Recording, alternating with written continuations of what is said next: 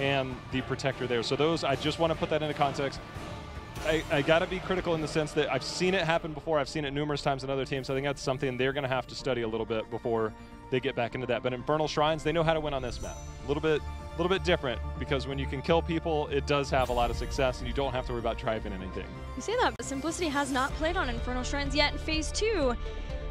Whereas we've had a couple games from Team Octalysis, and Octalysis do indeed like that Sonya.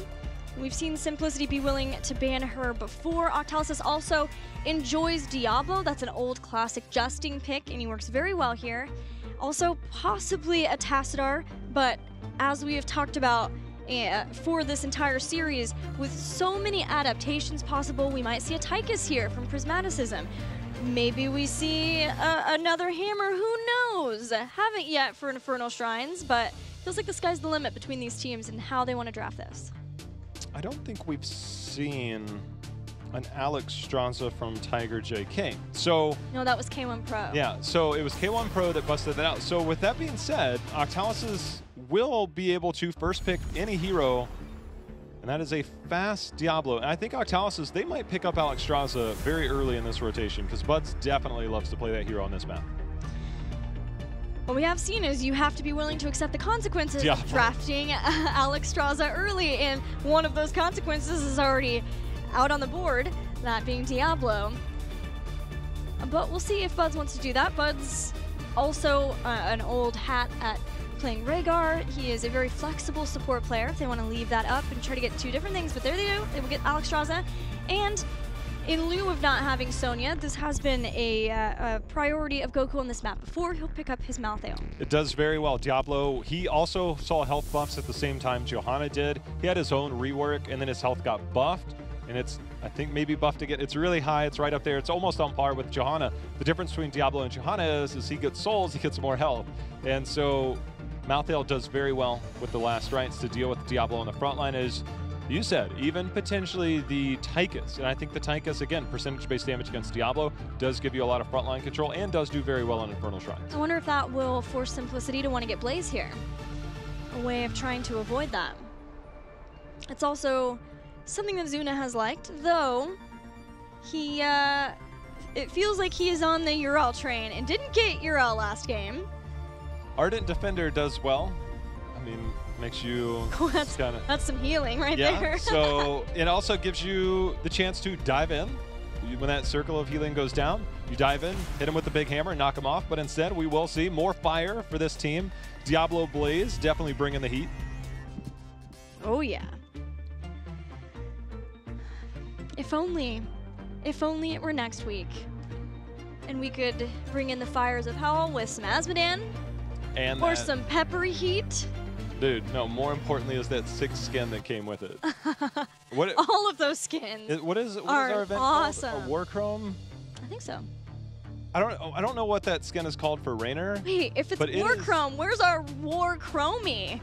Can you imagine? That would be awesome. What if she, instead of Sandblast, she throws out fireballs, just like a really cool Diablo 2 sorceress would do? And I love me a fire source. I have all of them. Me too. Dude, I mean, fire source, cool. Doesn't matter. You can play them all. You can almost hear the sigh in your voice. I love it. I still love it. I mean, Diablo 2 to this day, you can still go back and still play it, and it's still awesome. That's the great thing about Blizzard games, one of which we're casting here. Who would have thought Jaina gets banned by Team Octalysis? Jaina, of course, a great pairing, and with that very tanky frontline, it would be pretty safe, but pairing with the Phoenix, too, the slows that enable him so much more.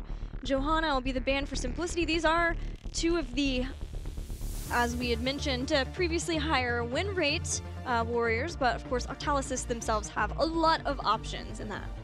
Tychus looks very appealing. In the rhythm against Diablo and Blaze, it's very, very nice to control that front line. Octalysis, we've seen them run it before. You can even go Titan Grenade at 16 for 5% more damage when you hit them with the grenade and just really chunk away at some of these high health targets. We'll see if that does come in. Maybe Malthael is enough. Tychus also is super beefy. I mean, Odin does very well taking the shrine with the Alex Stronza, so post level 10. Instead, they're going to go Chromie. We'll see if that Tychus does come in later. But Chromie picked up against this team. Slowing Sands does do well to control a lot of that.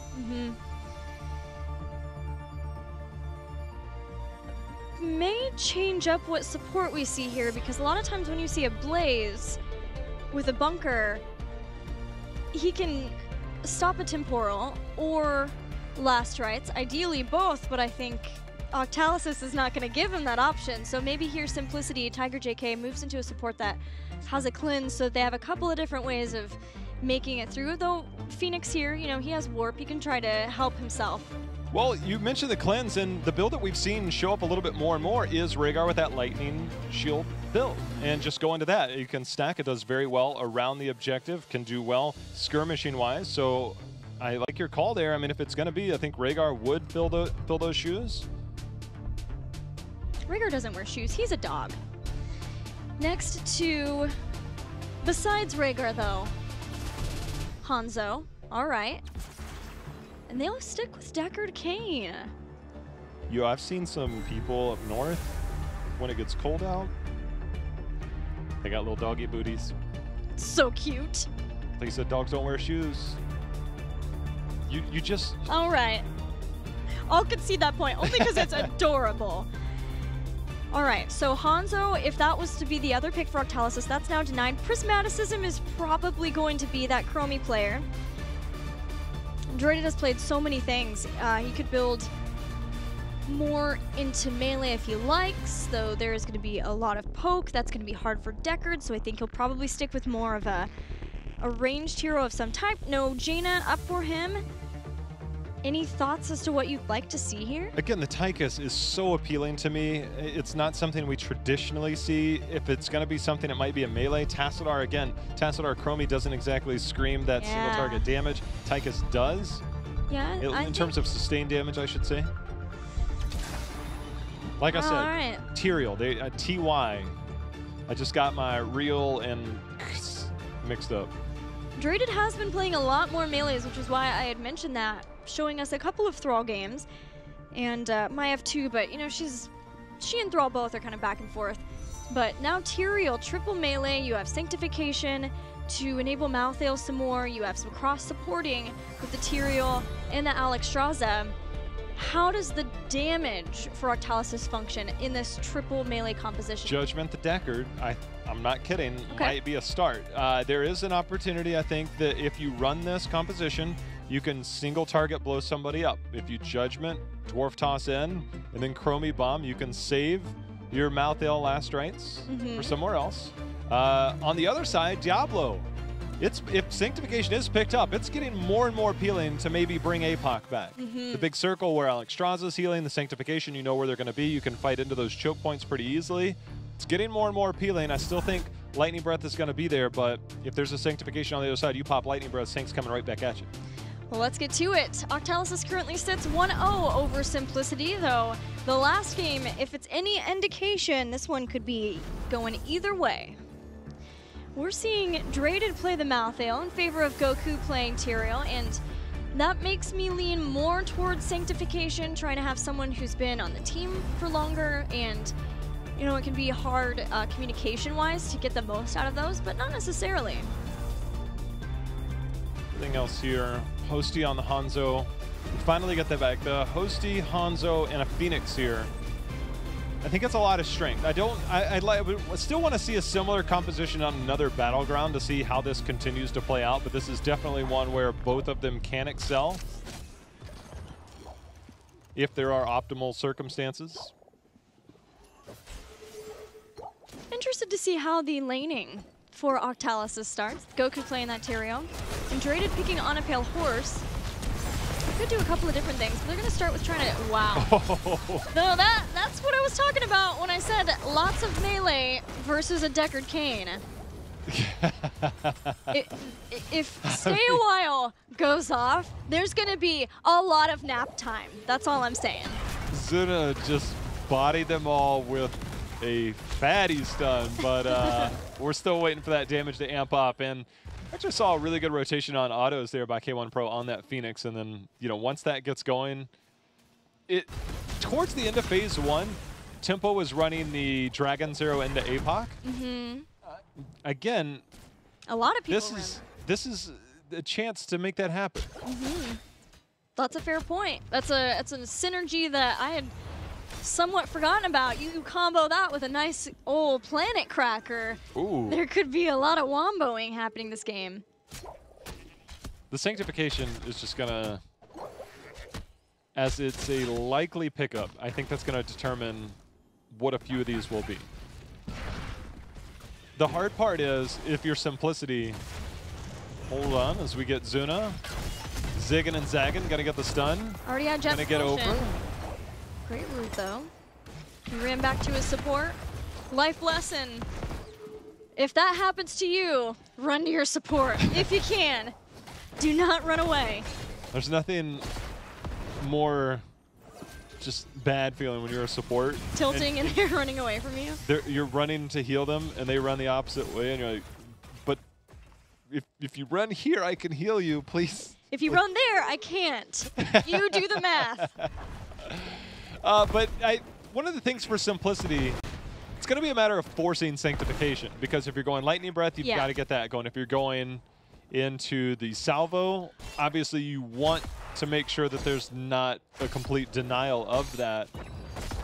Dragon Zero can start that, but I think a lot of it will be, can you force out enough damage to force an early Sank so you can get more value out of your heroics? I really do feel like the fights are going to be a lot more chaotic for Simplicity than that, though, especially if, like we were talking about, there is a temporal loop and a last ride. I don't necessarily know that we're going to see a temporal loop, though. There's no Dragon's Eye. It's Mobius still. A lot of times you would see Dragon's Eye as a big damage follow-up to temporal to get the blow up from that. Yeah, you know, this is now Mobius 2 games in a row, and the damage reduction, there's going to be times where you're going to feel it, and you're like, man, I sure wish I had Dragon's Eye, or basically anything other than Mobius. It does give you that consistent poke, and once you make it to 14, again, you can get spell power. So we saw that picked up last game. Simplicity have done a great job of getting on this point and getting a lead in the Skeletal Defenders. This is going to make Buds use his Dragon Queen a little bit early, but it does let them get control of this shrine and try to bring it back. They're going to work their way into taking out as many of these Skeletal Defenders as they can before that cooldown ends. Simplicity starting to walk forward, knowing that that's almost done, knowing that they need to get back into the fight. Here we go. There's going to be the charge in right into the time trap. Zuna doing some damage. The lead still in favor of Simplicity. Looks like they're going to get that, but Zuna just desperately trying to find his way out. Not going to make his way out, but they do pick up the Punisher. Looking at the experience, definitely in favor of Octalysis in the early game, and when you lose your double lane soaker, or at least your solo lane when this is in the mid, your experience far less impactful. Yeah, Phoenix had to be sent up, which means Hostie's going to do what he can to siege, but you want Phoenix with those faster auto attacks to be able to siege down some of these structures. Diablo needed to go to the bottom to soak up there because they were falling behind. With that one kill, Octalysis clears out that Punisher, no problem. They're very okay with the fact that they lost that Punisher, even with the Alex Straza comp. One thing that I think Zuna needs to keep in mind that we've seen a couple of times now is between a Tyrael and a Malthael, he's not going to be able to be as aggressive as he's used to with this, because he will never be able to jet propulsion out, ideally, because having the Tyrael and the Malthael, there are far too many body blocks, and now you see Touch of Death there, which is going to limit his self-healing capabilities, possibly, if that's used in the right way. And because of that, Zuna is going to need to approach this a little bit differently because of all those melees. We also have the Emerald on the other side for Deckard, and here's a lot of damage. Healing reduction. Same thing. So coordinated in those body blocks. Very well done with this heavy melee comp. Well, you mentioned self-healing. And I don't know if I have not seen, this is Diabolical Momentum picked up for Diablo at 7. It's normally been a lot of that Fire Stomp build because it gives you more sustain. Yeah, and that is pretty much the crucial one, because that's the reset whenever you get stuns. But I think this just shows that we're going to move into Devastating Charge again, and then have the reset for the Shadow Charge 2 after Overpower with Domination. We've seen that quite a bit, especially on this map, and you know, not having the reset of Fire Stomp takes away a lot of what you're looking to do with that build. Right now, some early sieging going on here for Octalysis. They've established a full level lead. They've got the Chromie continuing to rain down on that bottom well, considering this next shrine is in the bot lane. trying to take as much as they can. Yeah, Buds, yeah, even get a little poke in. It's pretty long range. That flame buffet. Jesting will dive out now that he's cleared enough space so that Octalysis can get that well. Heroics are almost here. No temporal loop. It is the slowing sands that we saw a couple levels ago, but the big question mark that I know is on your mind, Jay Howe, is Tyrios. Well, he didn't make it last for very long. Nope. I honestly thought he would hold that just to see what Diablo would do. I mean, look, it's 99% likely you're going Sanctification no matter what. But just to play that game and see if Diablo, we haven't seen APOC. It's just very rare at this stage of the game, and Lightning Breath seems likely, and still is. It's just a matter of, will APOC ever have a come? It's mostly around the slow. Look, it's not always about the damage. The damage is nice, but it's more about the slow and the control, and you get the clear. So there are a lot of utility elements to Lightning Breath now. Yeah, and it's a good combo with Purification Salvo, similar to what we see with an Earthquake when Thrall's picked with Phoenix. Next Punisher phase is ready. Simplicity moves to the point. And we're gonna have our first past 10 fight between the two teams. Goku gets the flip from King Caffeine, who is stacked on souls, right where he wants to be for this fight. Super tanky, but definitely don't want to lose those. Everybody's holding their heroics, waiting to counter the other. Cleansing Flames are out. There's the initiator. Here comes the salvo in return. That's going to put out some damage and Sanctification instantly, and that's allowing the aggression to come in. Last Rites was used, but it's going to be Diablo hopping in the bunker. Dragon's Arrow was used just to stop the aggression forward from Octalysis. Until Simplicity can heal up, they are not able to get back on this point. Alex Straza doing far more to keep the team alive, but a lot of that comes down to the Sanctification, which was really good to negate a lot of that Purification Salvo damage. And without a lot of the potions being out and up prior to that Shrine phase, because Simplicity came in a little bit past, or after Octalysis did, they were not able to heal up in the same way. They lose this Punisher, and with the damage done earlier, this defense is going to have to be shoved back. The brute force mentality with that style of composition, that triple melee, they were able to walk right in, and again, the Sanctification, as long as it's used for defensive measures, then the salvo, again, it's going to limit so much of that firepower. As the fort falls, Keep Wall starting to take a bit of damage as the Punisher baited over there by Diablo, but the sieging continues as 13 picked up, entire Keep Wall about to fall here, and a lot has happened in the last few moments for Octalysis behind no kills.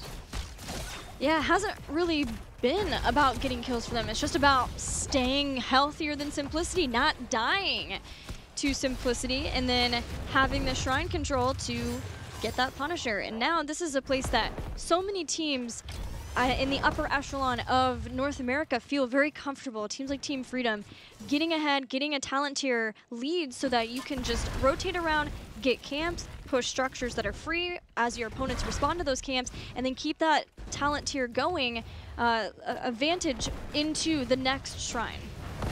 See if they can make it happen as Octalysis, level and a half lead, continuing to push the advantage. They're going to pick up this camp, and behind a Chromie and this heavy front line, might be a chance for them to push in, get some more structure damage. Next Shrine will be here in the middle. The well's already long but gone. The wall has pretty much fallen here. If they can continue to get structures down and get that experience, they could be looking at that 16 talent tier fighting into the Shrine, and Simplicity would have to concede another unless they can find a way to get a pick between now and that next Shrine phase, because it's looking grim that they'll be in that 16 talent tier range at the same time. And if you are behind, you get behind against the Dragon Queen. We already saw what happened. Well, Firestomp build continues to be it for Diablo, despite having diabolical momentum. But 16 that you talked about for Team Octalysis is a big deal for Alex Straza. Draconic Discipline getting the increased duration on the Dragon Queen makes it an even bigger monster, a bigger mountain to deal with for a team around those shrines. Here we go. Simplicity. It's got to be structures or it's got to be a team fight. Slowing Sands going down for a little bit of vision. They've got Goku on the Tyrael who can always put down. There's going to be Dragon's Eye dropped. Time Trap in one. I mean, Octalysis is making all the proper defensive measures happen as they continue to keep an eye on things. Muradin has shown at the bottom, so if Simplicity was going to pull the trigger and get aggressive, this is their chance. Yeah, not always the split soak hero of legend that you expect on Muradin, but it is a tanky target to hold on to that lane, and one with an escape and dwarf toss. While we see Malthael in the mid, Simplicity are forced to back off. 16 almost here for Octalysis, running this map as exactly to perfection that you would like to see from them in this mid game. Holding on to the camp to pick that up just in time. They're even going to get aggressive now with the threat of 16 looming over Simplicity's heads. Will they stick around? Phoenix making his way up and can fight in this. Holy ground was picked up, so they can just walk right in, take it. Lightning breath out in return. And there's the sanctification. Cleansing flame comes down. They did get on the back towards Chromie, but the attention is here on the front. Bunker not down in time. Diablo first to fall. Loses those. Prismat. That scatter arrow just deleted Prismat. Yeah, it was an awesome dive over the front line of Simplicity to get that counter kill. And Diablo's gonna come back though. Hosty falls as Justine slams him to the ground. King Caffeine just out back. Sands Soul. Zuna is falling victim yet again to the body blocks of Team Octalysis. And now K1 Pro gets knocked back, wanted to warp away. But Buds with that Dragon Queen stopping that from happening. And that allows Octalysis to get that kill too. Dude, that holy ground by Goku was straight money. Diablo came back and he's walking forward. He's like, I'm overpowering one of you and you're coming with me to this fort. And then the holy ground comes there and I just watched Diablo's body like wiggle around. He's like, I can't get in range with these tiny T-Rex arms. And he just couldn't get in there. And it was because the holy ground was so perfectly placed by Goku that likely saved one member in that. But the place by Justine to follow that Hanzo over the wall and get that takedown, very good plays happening here for Octalysis. Simplicity were willing to fight without 16 over that camp. They did have things like Lightning Breath, and you saw them get the one kill in the back to take out Chromie, but unfortunately, it's not just the kills, it's the reset of souls, last rites. Draded held that for a long time until he was sure that it would execute that Diablo, and now 16 is just now here. Simplicity are underneath this fort, which is a scary place to make a defense, but they're gonna try to make it happen. Sanctification used, Caffeine trying to be aggressive, but Cleansing Flames come down. He's gonna hop in the bunker, give him a little bit of time, gets a little bit of a nudge there from the holy ground as Chromie continues to rain down those sand bombs. They still got to bait this over one more time, try and buy a little bit, and Justine's going to follow it right over. His Cap has Lightning Breath when he chooses to want to use it, which will be right now just to clear out the rest of that Punisher. Justine is slowed from that. Goku's going to go forward to Holy Ground, give him some space to get out, but Justine will still use Avatar just to ensure that he doesn't give over any extra experience than necessary to Simplicity. K1 Pro had a really nice follow-up there to get into position, to get some of that bonus damage from that level 1 talent on that heal area, but the Chromie Dragon's Breath and the big hammer coming in from Justine made that super difficult. Justine, he's going to be the target right here. He is flip over, and the follow-up's there, but it's Justine, it's Muradin. He dwarf tosses out. Octalysis willing to take this fight. This is a place where Simplicity wants to get a fight if they can. Dragon's Arrow is available. See if they're going to rip that and look for this fight. I don't think they're going to have many opportunities between now and 20. Woof, that time trap set up perfectly for the Chromie bombs to follow. Chunks out K1 Pro. Octalysis will go in again with the Holy Ground. And there is the Dragon's Arrow that you talked about. Purification Salva to follow up. And the self-cleanse by Draded. I have got to see that again when this is over, because he walked right into it, hit the self-cleanse, last rites. That's going to take down King Caffeine. Zuna's the next to fall. K1 Pro does not have a warp, does not matter as he goes down. And Octalysis just dominating this game.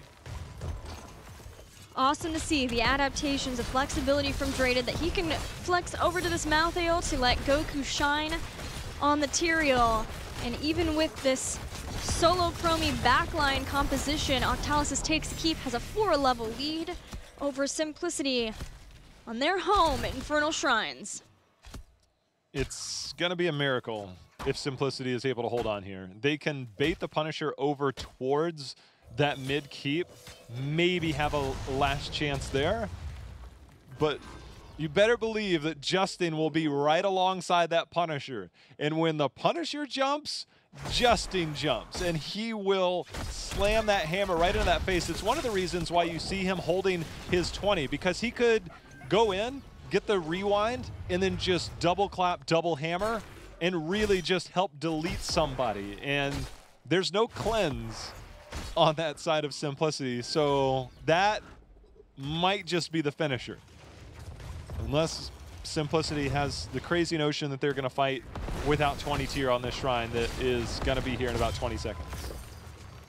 I want to go back to the Draded playing that Malfail, because his last rates have been so patient, but he knows he can get the kill on Diablo because there's not a lot of saving power from a Decker Kane. All he has to do is wait for the bunker to come out, and then from that, start to whittle him down, and then keep on him with whatever he can, just in case a potion does come out. It's awesome to see this adaptation from this player who has come from humble beginnings into HGC and now shows such flexibility, but also such ability to be on the front line or the back line, no matter what. Draded's doing awesome for this team. Desperate times call for desperate measures. Simplicity is going to fight into this without the talents here. That jump in, that follow-up, and nice Holy Grunt. It's going to lock out Zuna, putting down some oil. They're fighting. Dragon Queen not even used yet, not even needed. Watch for the Zuna bunker. eating damage, has to bunker here. And now out of this, keep an eye on Draded if he gets in the position for the last right. Zuna has to jet propulsion away. King Caffeine yet again, another last right will claim his life. Octalysis wants to go forward too. Everyone low. This could be a team wipe. Hosty looks to be the next to fall as the front line has been obliterated. K1 Pro leading the other way. Hosty buying as much time as he can, but with just Tiger JK and K1 Pro left, and K1 Pro almost certainly following the rest of the team.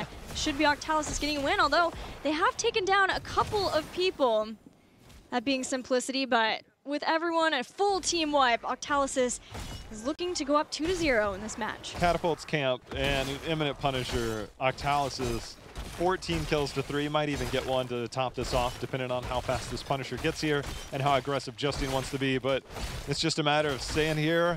Who needs the Punisher? No siege damage, no problem. Malfail, he's like, I got this. Octalysis goes up 2-0 over Simplicity. We asked when the time would be that this team clicks, things come together for them. We said it had to be this weekend, and though their next opponent, looking past Simplicity, is going to be a tough one. It's endemic tomorrow. This is still a great start, going up 2-0 over Simplicity, who a lot of teams don't necessarily consider to be on the same level as Octalysis, but do see them as a dark horse, able to take games or even series off of anyone who isn't ready for them. We're looking forward, but after the reverse sweep that Octalysis suffered last week, I guarantee you they are not looking forward yet. There's no way you can That's look fair. forward. It's maybe an easier opponent compared to Tempo Storm, their prowess, but they're not looking forward yet. I don't think they can. It's clearly in their mind, but right now they need to focus on closing this out. 2-0 is great, but you need to get that third win when it's right in front of you. And I wondered about the triple melee and the play there, and obviously Draded there. I think we might have our replay available. We're gonna take a look at this, because this right here was such a clutch play by somebody that is playing the melee as we hop into this, but somebody playing that melee who's not always there. The number one thing about it is that we're gonna run it forward. It's the cooldown of Dragons. Paul's right here. It's all about Hosty, right? Hosty getting in position. We'll go ahead and run it forward. And it's all about positioning.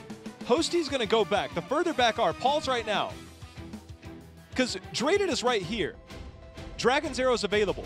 These are prime targets to hit right here. So Hosty's going to go backwards, but you have self-cleanse. Watch Draded come down and eat this. This is money right here. We're going to run it forward. And just watch Draded as we go forward. He's going to wear that with that unstoppable. And that way he knew. And that saved the fight. That saved a massive stun that would have come in on that back line. And as that happened, that turns the fight around. And then Draded's like, I'm not done yet. I'm going to go forward. And he gets the last right. He goes in, helps confirm another kill. And that was such a clutch play in that moment from a player you don't necessarily expect to make those types of plays, but he casually is like, oh yeah, let me walk into this, ate it. His backline was out of stun range. He had that self-cleanse, wore it, and turned that fight. With that play alone, yes, there's a lot going on. There's multiple variables, but that play right there was so good. I'm very impressed with that. I was impressed with his Malthael play, the patience for last rites, that play right there, even his body blocks and his in-concert play with Goku. It feels like that was very practiced, and likely it was. But as we have talked a lot about the flexibility of this team, that he can flex over to Malthael and look that confident. Like, he's been playing Malthael forever. And I think part of that is that he's a Hanzo player himself, so he knows what the other teams... You see a Hanzo go back, he's about to rip that arrow. He knows what he needs to be doing, but these are great